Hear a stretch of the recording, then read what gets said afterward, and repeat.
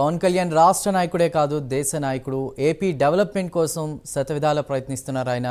ఇక అటు టూరిజం మంత్రిని కలిసిన కాసేపటికే 113 కోట్లు విడుదల చేసేలా చేశారు. జలజీవన్ నిధులను వారంలోగా విడుదల చేయాలని పీఎంఓ ఆదేశాలు కూడా జారీ చేసింది. ఇక ఈ క్రమంలోనే పెండింగ్ ప్రాజెక్టులపై సమగ్ర నివేదిక కూడా కోరింది. ఏపీ అభివృద్ధికి డిప్యూటీ సీఎం పవన్ కళ్యాణ్ తపన పడుతున్నారు. మరిన్ని వివరాలు కాకినాడలో ఉన్నటువంటి జనసేన నేతలతో మాట్లాడి మరింత సమాచారాన్ని మా ప్రతినిధి కామేశ్వర్ అందిస్తారు. కామేశ్వర్, చెప్పండి.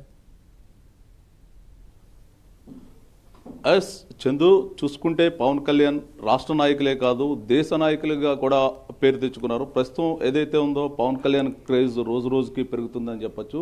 ఇటు రాష్ట్ర మన ఏదైతే ఉందో ప్రభుత్వం ఏపీలో ప్రభుత్వం ఫామ్ అయ్యి 5 నెలల్లో AP deputy CM Pawan Kalyan ఒక బ్రాండ్గా అయ్యారు. అదేవిధంగా ప్రస్తుతం నిన్న ఒక మహారాష్ట్ర ఎన్నికల్లో కూడా మహారాష్ట్ర ఎన్నికల విజయదొందుబికి పవన్ కళ్యాణ్ అయితే మాత్రం కీలకంగా మారారని చెప్పొచ్చు.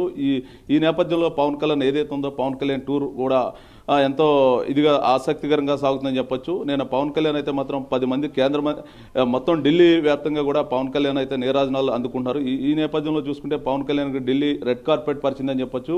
మొత్తం చూసుకుంటే పవన్ కళ్యాణ్ నిన్న అయితే మాత్రం 10 మంది కేంద్ర మంత్రులు, అదేవిధంగా ప్రధాని, అదేవిధంగా ఉపరాష్ట్రపతిని కూడా కలవడం జరిగింది. ఏపీ అభివృద్ధికి పవన్ కళ్యాణ్ అయితే కీలకంగా మారారని చెప్పొచ్చు. మొత్తం చూసుకుంటే ఏపీ రాబోయే రోజుల్లో మరింత అభివృద్ధి చెందే దిశగా అయితే మాత్రం పవన్ కళ్యాణ్ అయితే మాత్రం మొత్తం ఆలోచన చేస్తున్నట్టు తెలుసు. దీనికి సంబంధించి మనకి కాకినాడ జిల్లా జనసేన అధ్యక్షులు, అదేవిధంగా Kakinada urban development chairman Tummala Babu గారు అయితే పాటు ఉన్నారు. సార్, చెప్పండి, పవన్ కళ్యాణ్ రాష్ట్ర రాజకీయాలే కాదు దేశ రాజకీయాల్లో కూడా చక్రం తిప్పుతున్నారు. అంటే మొన్నదాకా కొన్ని విమర్శలు ఎదుర్కొన్నారు. పవన్ కళ్యాణ్ బీజేపీతో అంటగాగారు, రాష్ట్రానికి ఉపయోగం లేదు అన్నారు. ప్రస్తుతం రాష్ట్రానికి ఉపయోగం కాదు అనేక ప్రయోజనాలు అయితే కల్పించే తీసుకెళ్తున్నారు. ఏదైతే ఉందో నిన్న టూరిజం మంత్రితో ఇలా మాట్లాడిన వెంటనే 113 కోట్లు అయితే శాంక్షన్ చేయించారు. ఇక రాష్ట్రంలో భవిష్యత్తులో పవన్ కళ్యాణ్ సంబంధించిన బ్రాండ్ రాష్ట్రానికి నిధుల పరంగా ఏ విధంగా ఉండబోతుందంటారు?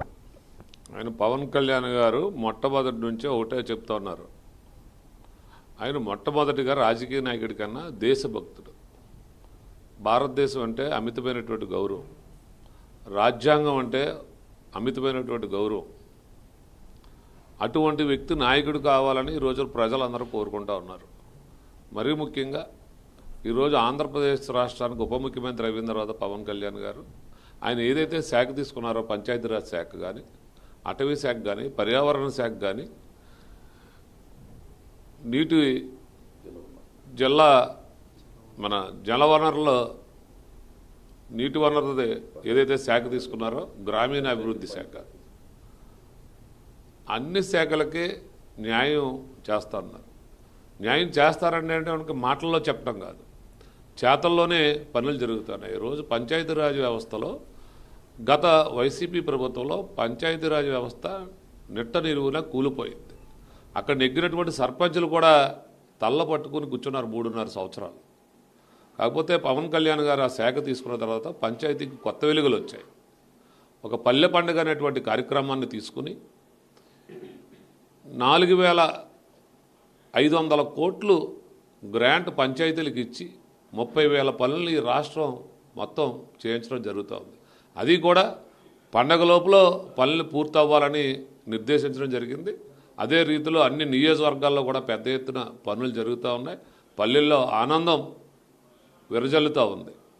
అలాగే ఈరోజు ఆంధ్రప్రదేశ్కి ఎక్కువ నిధులు తేవడానికి పవన్ కళ్యాణ్ గారు ముఖ్య కారకుడయ్యాడు. అది జనసేన పార్టీ కాకినాడ జిల్లా అధ్యక్షుడిగా ఆయన అడుగుజాడల్లో నడిచే వ్యక్తిగా నాకు చాలా గర్వంగా ఉంది. ఈరోజు ఒకప్పుడు పవన్ కళ్యాణ్ గారిని విమర్శించిన వారే ఈరోజు పవన్ కళ్యాణ్ గారిని పొగుడుతూ ఉంటే మాకు అమితమైనటువంటి ఆనందం వస్తూ ఉంది జన సైనికులందరికీ కూడా. ఈరోజు మహారాష్ట్ర ఎన్నికల్లో పవన్ కళ్యాణ్ గారి యొక్క మార్పు ఖచ్చితంగా ఆయన యొక్క మార్పు కనపడి అక్కడ ఆయన ప్రచారం చేసిన దగ్గరల్లా ఘన విజయం సాధించామని అక్కడ ఉన్నటువంటి నెగ్గినటువంటి నాయకులు, ఎమ్మెల్యేలు చెప్తూ ఉంటే మాకు చాలా ఆనందంగా ఉంది. ఈరోజు పవన్ కళ్యాణ్ గారు ఒక ఆంధ్రప్రదేశ్ రాష్ట్రానికే కాకుండా రేపు రాబోయే తమిళనాడు ఎన్నికల్లో కూడా ఇదే విజయదుందుబి మోగించడానికి సిద్ధమవుతూ ఉన్నారని వార్తలు వింటూ ఉంటుంటే జనసేన పార్టీగా, జన సైనికులుగా మేమందరూ చాలా గర్వపడతా ఉన్నాం. జనసేన పార్టీ జన సైనికులుగా కాదు, ఆంధ్రప్రదేశ్లో పుట్టినందుకు ఈరోజు ఆంధ్రప్రదేశ్లో ఉన్నవారందరూ కూడా చాలా ఆనందిస్తూ ఉన్నారు. పవన్ కళ్యాణ్ గారు నాటి ఒక సిద్ధాంతపరమైనటువంటి నాయకుడు, ఒక నీతి కోసం, ఒక నిజాయితీ కోసం, మరీ ముఖ్యంగా బడుగు బలహీన వర్గాల ప్రజల కోసం మరి ఆయన పడుతున్నటువంటి తపన చూసి మేమందరం చాలా ఆనందపడతా ఉన్నాం. ప్రజలు ఆయన్ని 1000 నోరులతో పొగుడుతూ ఉంటే మేము చాలా గర్వపడతా ఉన్నాం. అంటే ప్రస్తుతం ఢిల్లీ టూర్ సంబంధించిన అనేక నిధులు 113 కోట్లు టూరిజం నుంచి రిలీజ్ చేశారు. ఇంకా 10 మంది కేంద్ర మంత్రులను కలిశారు. ఇంకా ఏపీకి నిధుల కోసం ఆయన పోరాడుతున్నారు. అంటే ఇప్పుడు ప్రస్తుతం ఢిల్లీలో ఆయన టూర్ ఇంకా సాగుతూ ఉంది సార్. ఆయన నిన్న ఢిల్లీకి పోయి, గతంలో వైఎస్ జగన్మోహన్ రెడ్డి కూడా ఢిల్లీ పోతూ ఉండేవాడు. దేనికి?